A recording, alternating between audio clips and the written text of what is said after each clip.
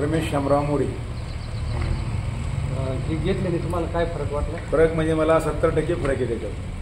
काय त्रास होत होता? त्रास म्हणजे हे शुगर, म्हणजे परत पोटामध्ये कमजोरी, परत पायतळ, मुंगे यायचं पायतळाला, आणि हाडकं वर टणकायचं म्हणजे.